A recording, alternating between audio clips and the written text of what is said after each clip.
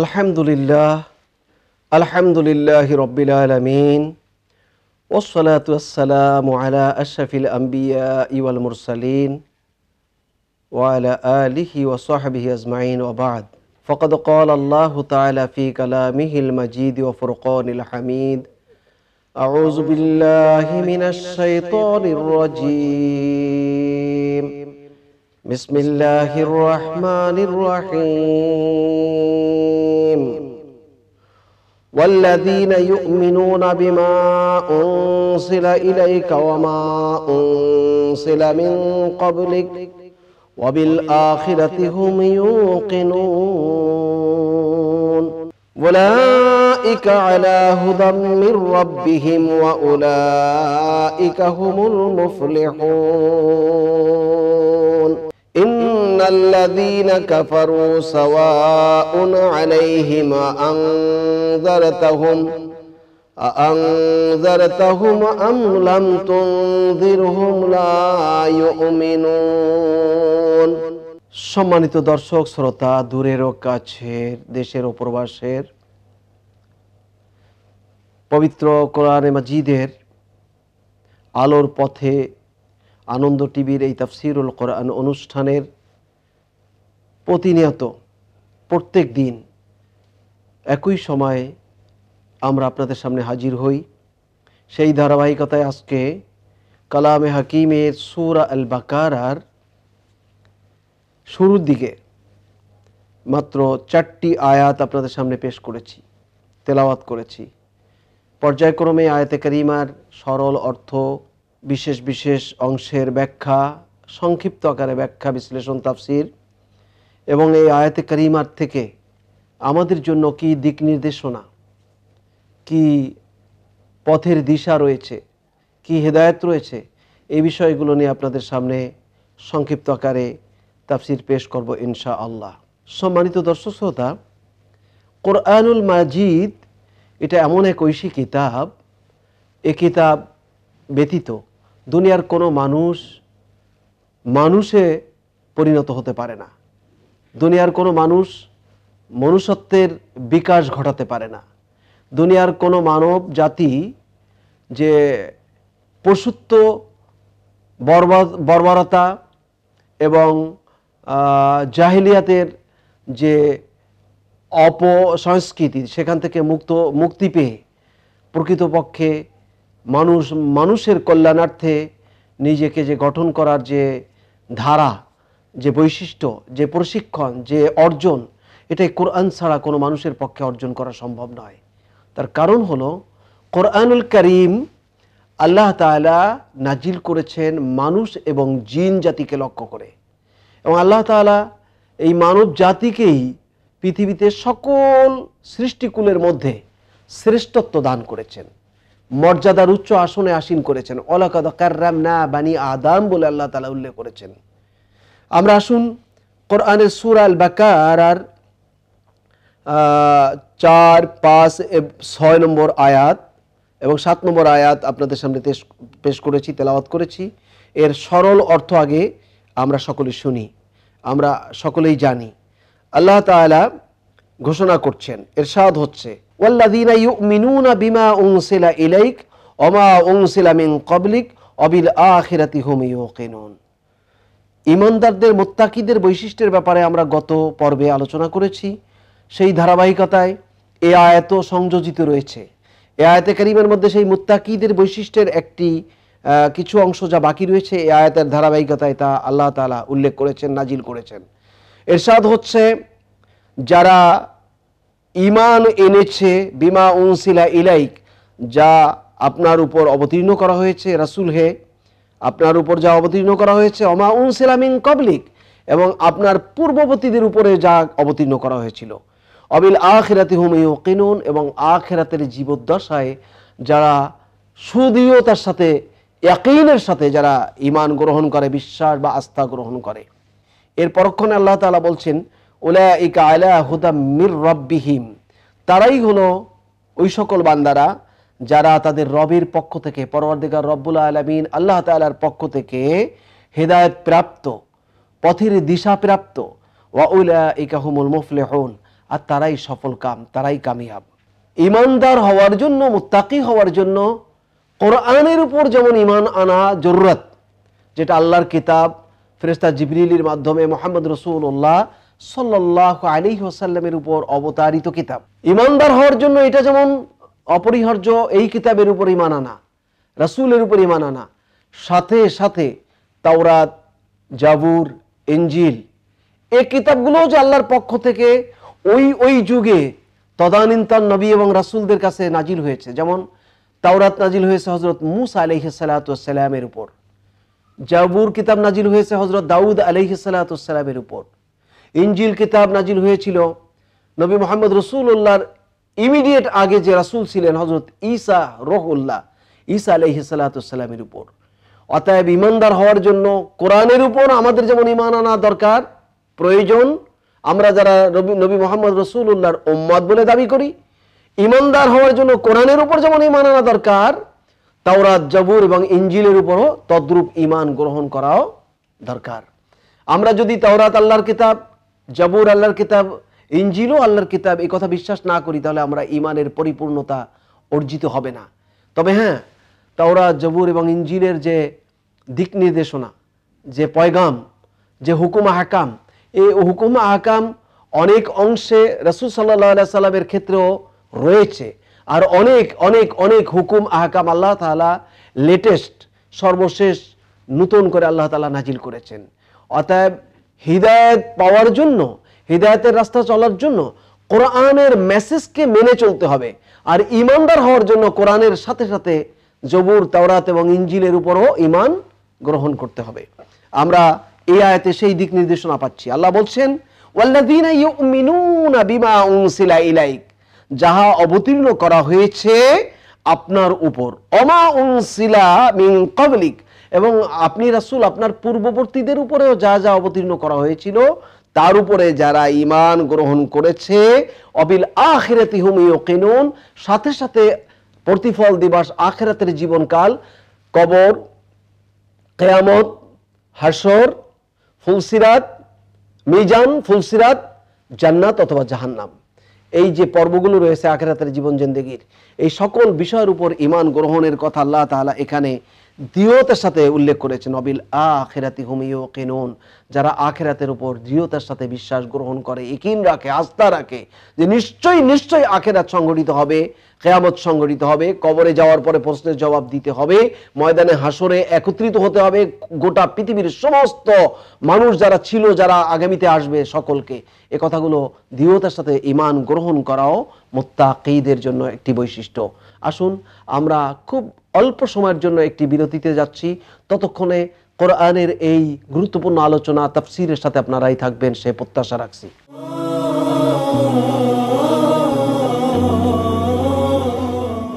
আলহামদুলিল্লাহ, আমরা তাফসীরের সূরা আল বাকারার ৪র্থ নম্বর আয়াতের উপর বিরতির আগে আলোচনা করছিলাম। তাহলে কি দেখতে পেলাম এখানে? অবিল আখিরাতি হুম ইউকিনুন, আখিরাতের উপরে দৃঢ় বিশ্বাস করতে হবে।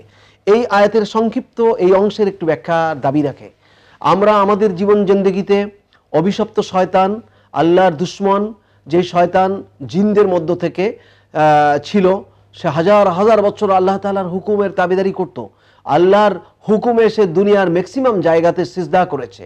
সেই ইবলিস যখন হযরত আদম আলাইহিস সালাতু ওয়াস সালামকে আল্লাহ তাআলা সৃষ্টি করলেন, সে কথাগুলো এই কোরআনে সূরা বাকারার একটু পরেই ২-৩ পৃষ্ঠা পরেই আমরা পেয়ে যাব। তো সেখানে আদম আলাইহিস সালাতু ওয়াস সালামকে সৃষ্টি করার ক্ষেত্রে ফেরেশতারা কিন্তু দ্বিমত পোষণ করেছিল। আতাজআলু ফিহা মাইয়ুফসিদু ফিহা ওয়া ইয়াসফিকুদ দিমা, ওই আলোচনার সময় তখন আমরা এগুলো আলোচনা আপনাদের সামনে তুলে ধরব। তো আল্লাহ তাআলা তখন তাদের কথার প্রেক্ষিতে জবাবে বলেছিলেন, ইন্নী আ'লামু মা লা তা'লামুন, নিশ্চয়ই আমি যা জানি তোমরা তা জানো না। অতএব আল্লাহর সিদ্ধান্ত চূড়ান্ত। আল্লাহ তাআলা হযরত আদম আলাইহিস সালাতু ওয়াস সালামকে গোটা পৃথিবীর মাটির নির্যাস দিয়ে তৈরি করে হযরত আদম আলাইহিস সালামকে উপস্থাপন করে সমস্ত ফেরেশতাদেরকে আল্লাহ তাআলা আদম আলাইহিস সালামকে লক্ষ্য করে সিজদা করতে নির্দেশ করেছিলেন। ওয়াইজ ক্বালা রাব্বুকা লিল মালাইকাতি ইসজুদু লি আদামা, তখন সকলেই সিজদা করেছিল ইল্লা ইবলিস, ইবলিস মানে অভিশপ্ত শয়তান, যে শয়তান মানুষের প্রকাশ্য দুশমন, সেই দুশমন সে বলেছিল আবা ওয়াস্তাকবারা, সে বড়াই করেছিল, অস্বীকার করেছিল, ওয়াকানা মিনাল কাফিরিন, সে আল্লাহর এই হুকুম লঙ্ঘনকারী ছিল, আল্লাহর হুকুম অবাধ্যচারণকারী ছিল। এই আল্লাহর হুকুম লঙ্ঘনকারী ইবলিস আমাদের ডাইনে বামে সামনে পিছে সর্বত্র বিরাজ করছে। সে যে কোনো সময় আমাদের ওয়াসওয়াসা দিয়ে আল্লাহর পথ থেকে বিচ্যুত করার জন্য চেষ্টা করছে, সে চেষ্টা অব্যাহত আছে। সেই ইবলিসের এই ওয়াসওয়াসা থেকে পরিত্রাণ পাওয়ার জন্য আমাদের দৃঢ়তার সাথে আখিরাতের জবাবদিহি জীবনকে সর্বত্র আমাদের সামনে হাজির রাখতে হবে, ইয়াকিনের সাথে বিশ্বাস রাখতে হবে যে আমি ডাইনে যাই, বামে যাই, রাতে যাই, দিনে যাই, আমি ভালো করি না মন্দ করি, আল্লাহর হুকুম লঙ্ঘন করি না আল্লাহর হুকুম মেনে চলি, সমস্ত কাজের হিসাব আল্লাহ তাআলা আখিরাতের জীবদ্দশা আমাকে পেশ করতে হবে। আল্লাহ তাআলা সেদিন ফেরেশতা কর্তৃক আমাদেরকে নির্দেশ করবেন, ইকরা কিতাবাকা কাফা বিনাফসিকা আল-ইয়াউমা আলাইকা হাসিবা। প্রত্যেকের জীবন জিন্দেগির বালেগ হওয়ার পর থেকে হুঁশ থাকা পর্যন্ত, মৃত্যুর আগ পর্যন্ত সমস্ত কর্মকাণ্ডের হিসাবের তালিকা আমাদেরকে ধরিয়ে দিয়ে আল্লাহ তাআলা বলবেন, পেশ করো, পাঠ করো তুমি তোমার আমলের জিন্দেগির তালিকা, হিসাব। কাফা বিনাফসিকা আল-ইয়াউমা আলাইকা হাসিবা। আজকের দিনে তোমার হিসাব দেওয়ার জন্য তুমিই যথেষ্ট। তোমার হিসাব কোনো তোমার নেতা, তোমার সর্দার, তোমার পিতামাতা, তোমার বড় ভাই বোন, আত্মীয় স্বজন কেউ দিবে না। আর সেই ভয়ঙ্কর দিনের ব্যাপারে আল্লাহ তাআলা বলেছেন, ইয়াউমা ইয়াফিরুল মারউ মিন আখিহি ওয়া উম্মিহি ওয়া আবিহি ওয়া সাহিবাতিহি ইলা আখিরিল আয়া। সেই কিয়ামতের মুসিবতের জীবন জিন্দেগিতে, হাসরের ময়দানে আল্লাহ তাআলা বলছেন প্রত্যেক ব্যক্তি তার ভাই থেকে পালানোর চেষ্টা করবে, স্ত্রী থেকে পালানোর চেষ্টা করবে, আপন সাথী, ভাই বিরাদার, বন্ধু, আত্মীয় স্বজন সকলেই, পিতা মাতা পর্যন্ত তার সন্তানাদি থেকে লুকানোর চেষ্টা করবে, পালানোর চেষ্টা করবে। সেই আখিরাতের জিন্দেগিতে প্রত্যেকের আমল দিয়ে আল্লাহ তাআলার কাছে পরিত্রাণ পেতে হবে, জাহান্নাম থেকে মুক্তি পেতে হবে, জান্নাতের মেহমান হতে হবে। অতএব এই আখিরাতের জিন্দেগিতে যদি আমরা দৃঢ়তার সাথে বিশ্বাস করি, তাহলে দুনিয়ার জীবন আমাদের সুশোভিত হতে পারে, আমাদের দুনিয়ার জীবন জিন্দেগি পরিচ্ছন্ন হতে পারে, আমাদের দুনিয়ার জিন্দেগি কোনো মাখলুকাতের ক্ষতি, এমনকি মানবতার ক্ষতি তো দূরের কথা, কোনো মাখলুকাত, কোনো জীবজন্তু কীট পতঙ্গেরও ক্ষতি সাধিত আমাদের দ্বারা হবে না। অতএব আখিরাতের জিন্দেগির ব্যাপারে আল্লাহ তাআলা বলছেন, অবিল আখিরাতি হুম ইউকিনুন। আখিরাতের উপরে যারা দৃঢ়তার সাথে বিশ্বাস করে, ইয়াকিন রাখে, দৃঢ় বিশ্বাস রাখে, তারাই হলো মুত্তাকি। পরবর্তী আয়াতে আল্লাহ তাআলা বলছেন, উলাইকা আলা হুদাম মির রাব্বিহিম। এই বিশ্বাস যারা গ্রহণ করে তারাই হলো আল্লাহর পক্ষ থেকে হেদায়েত প্রাপ্ত, উলাইকা হুমুল মুফলিহুন, আর তারাই হলো সফল কাম।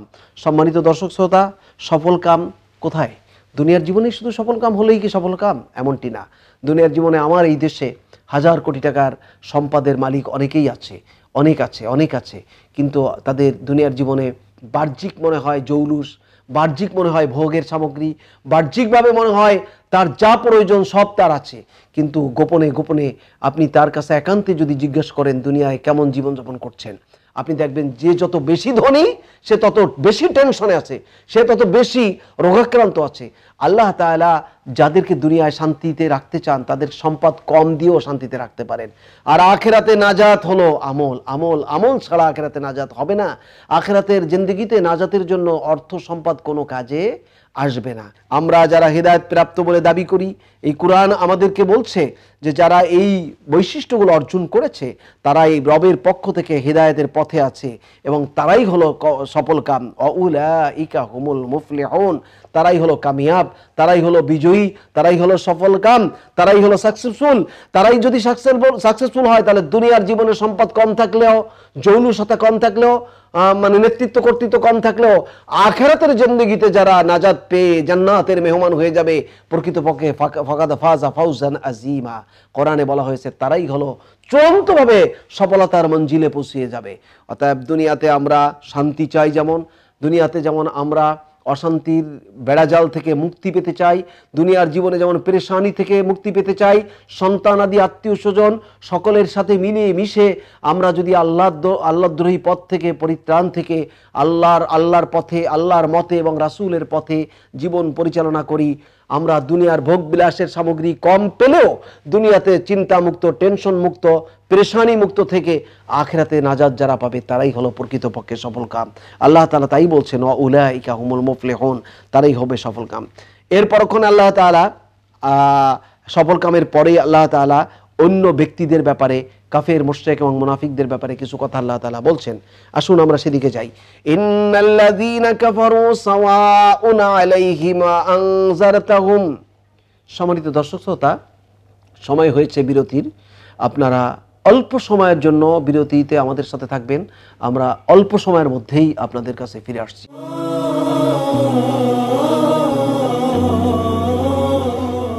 আলহামদুলিল্লাহ, আমরা সূরা আল বাকারার 6 নম্বর আয়াত তেলাওয়াত করেই আলোচনা শুরু করছিলাম বিরতির পূর্বে। আমরা এই আয়াতের মেসেজ কি, এই আয়াতের শিক্ষণীয় বিষয় কি, এই আয়াত আমাদেরকে কি বলছে, সে কথাগুলো এখান থেকে আমরা সরাসরি শিক্ষা গ্রহণ করি। ইন্নাল্লাযীনা, নিশ্চয়ই যারা। এই ইন্না শব্দের অর্থ নিশ্চয়ই, শিওর। এই ইন্নাকে বলা হয় আরবি নাহু সরফের ভাষায় এটাকে বলা হয় ইন্না হরফে মুশাবাহ বিল ফেল। ইন্না আর আন্না এই দুইটি হরফ কোনো সেন্টেন্সের শুরুতে আসলে ইন্না হয়, আর কোনো বাক্যের মাঝখানে, আরবি বাক্যের মাঝখানে আসলে তখন আন্না হয়। আরও কয়েকটি বিষয় আছে, তো গ্রামারের সেদিক আলোচনার মূল লক্ষ্য না। মূল লক্ষ্য হলো আমরা কোরআন থেকে মেসেজ নেওয়া, শিক্ষা নেওয়া। নিশ্চয়ই আল্লাযীনা, যারা কাফারু, কুফরি করেছে, অস্বীকার করেছে। এই কাফারু এই শব্দটি হলো প্রত্যাখ্যান করা, সত্যকে লঙ্ঘন করা, সত্যকে অস্বীকার করা। এই জন্য আরবিয়ান দেশে কৃষকদেরকে কুফফারও বলা হয় কোথাও কোথাও, এবং তার মূল কারণ হলো কৃষকরা বীজ জমিনের নিচেই দাফন করে দেয়, ঢেকে দেয়, এই জন্য তাদেরকে কুফফার বলা হয়। তো কাফারু যারা কুফরি করেছে, কি কুফরি করলো?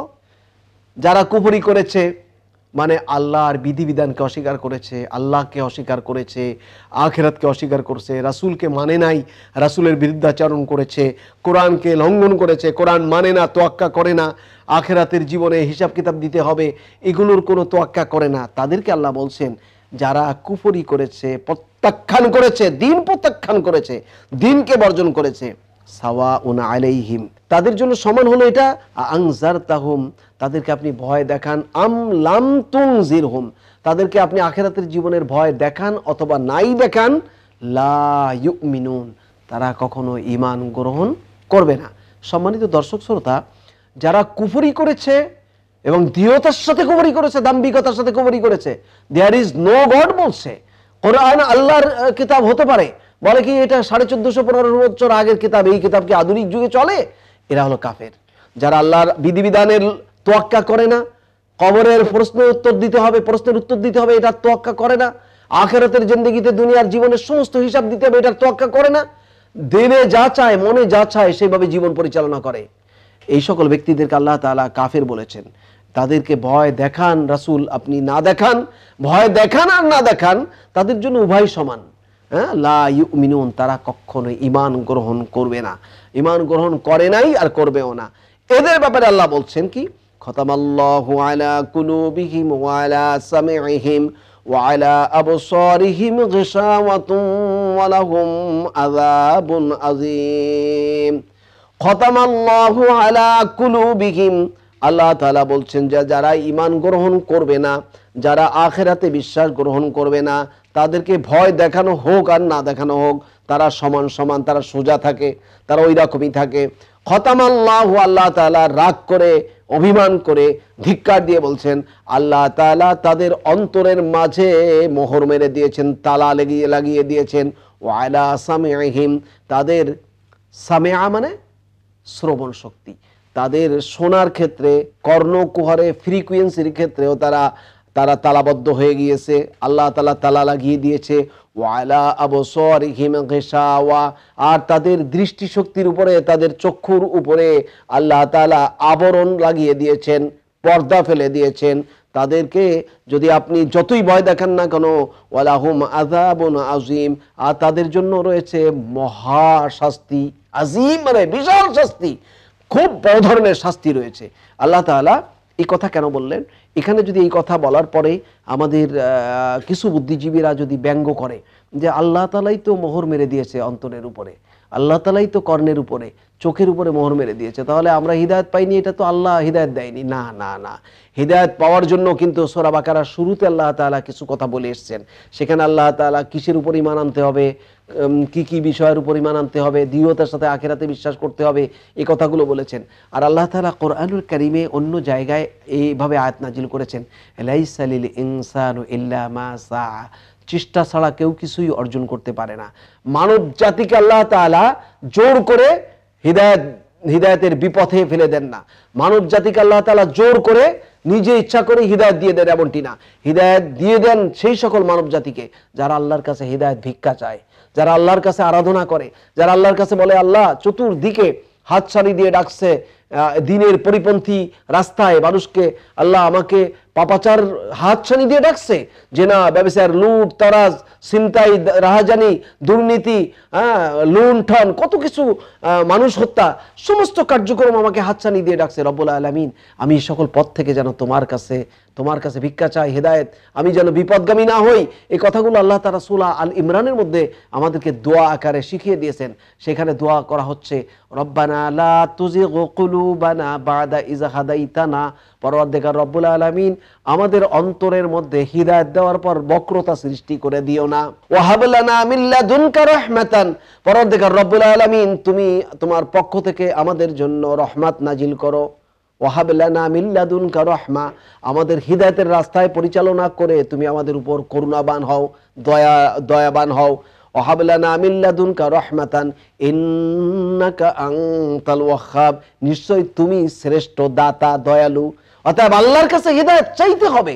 বক্রতার থেকে বেঁচে থাকার জন্য আল্লাহর কাছে কিভাবে দোয়া করতে হবে সে কথা আল্লাহ তাআলা আয়াত নাজিল করে আমাদেরকে শিখিয়ে দিয়েছেন।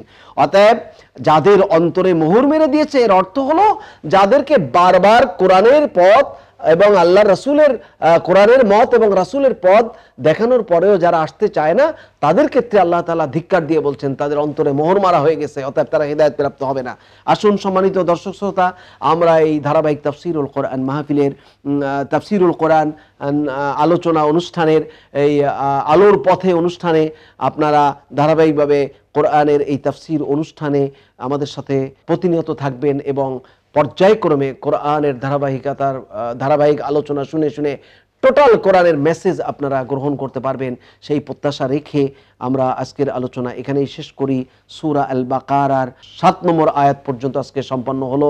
আল্লাহ তাআলা পর্যায়ক্রমে সূরা নাস পর্যন্ত আমাদেরকে কোরআনের মেসেজ, কোরআনের পয়গাম জানার, বোঝার এবং সেই আলোকে জীবন গঠন করার তৌফিক দান করুন। হাযা মা ইনদি ওয়াল ইলমু মিনাল্লাহ, আলাইহি তাওয়াক্কালতু ওয়া ইলাইহি উনীব। আসসালামু আলাইকুম ওয়া রাহমাতুল্লাহ।